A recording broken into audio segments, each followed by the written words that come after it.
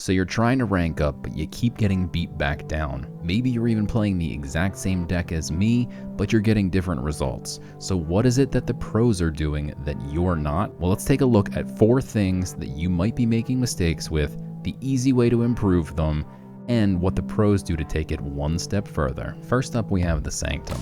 You need to check the Sanctum at the start of every single turn. If you don't know what's in the Sanctum, you could accidentally make mistakes like playing a relic while there's relic removal sitting in the Sanctum, either that your opponent can already afford, or that after a few hits from some creatures or relics, they gain enough favor by the relic removal and immediately remove your relic. This is going to give them a huge tempo swing as they get to develop their board, and you effectively discarded your relic and passed your turn. Next, we have knowing when to not buy things from the Sanctum. If purchasing something could give your opponent a key card they need to win the game, you need to be careful about buying anything. How do you know if a card that you buy is going to give your opponent a card that they need? If you open up the Sanctum, you'll notice that each card has a name underneath it: threats, value, answers, removal, and defenders. These are the 5 different decks of cards that are in the Sanctum.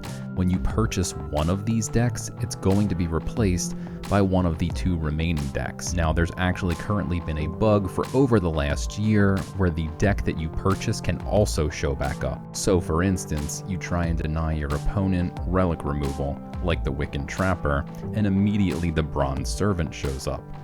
Put F's in the chat if you've had that happen to you before. Also important key cards to note that are in these decks are things like the Rune of Fire, which can deal 3 damage to your face, and the Vow of Champions, which can deal 2 damage to your face, and lastly, the Lambasting Wand, which is the only relic in the Sanctum, and can do 6 damage to your face. Having these decks memorized and knowing the repercussions of purchasing from one deck when another deck could then become available is something that only the top players do. Next up, we have the Mulligan phase. A lot of new players make mistakes in the Mulligan phase. They look for cards that they like, regardless of any other factors. One way you can step up your Mulligan game is to divide your game into 2 separate entities, depending on if you're going first or second. If you're going first and you're an aggro deck, you're going to want to be able to take the board immediately, so looking for things like creatures that cost 1 or 2 mana are going to be very important. If you're going second, however, you want to have a very reactive hand. This is extremely important in Gods Unchained, as going second is generally thought to be much worse than going first, especially if you're an aggro deck.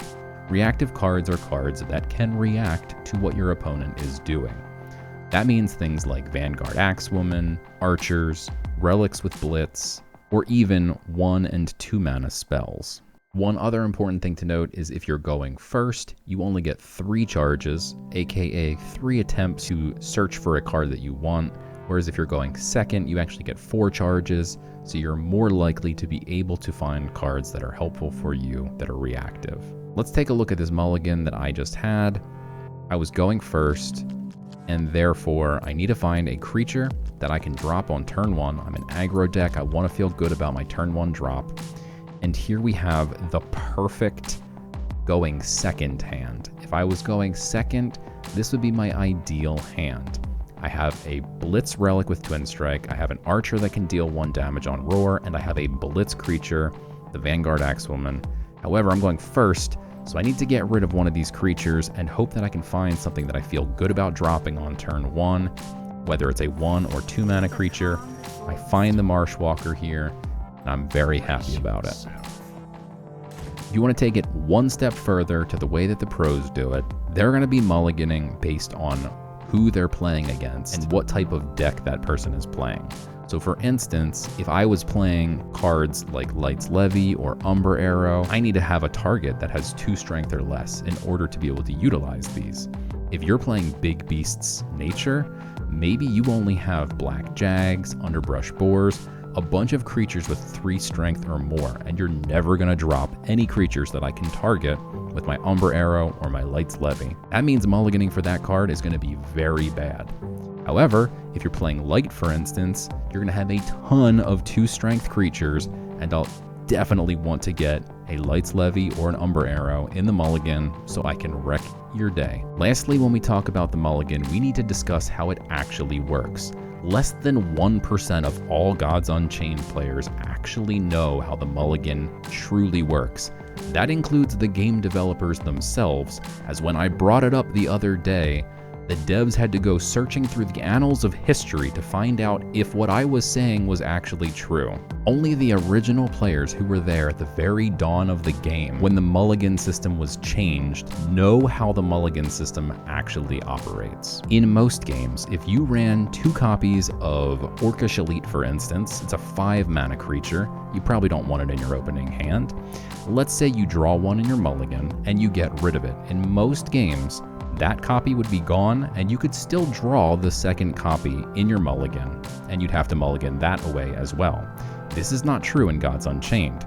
If you Mulligan away 1 copy of a card and you have a second copy in your deck, that copy also gets removed. This can give you massive advantages if you play decks that do not include tons of singletons. This can make your Mulligan more consistent because you don't have to Mulligan away an Orcish Elite and then also Mulligan away another 5-drop like a Guild Enforcer. Initially, this video was going to be twice as long. I have plenty more tips and tricks, so if you guys find this helpful, make sure you let me know in the comments and we'll make part 2. For now, go check out this video, and I'll see you next time.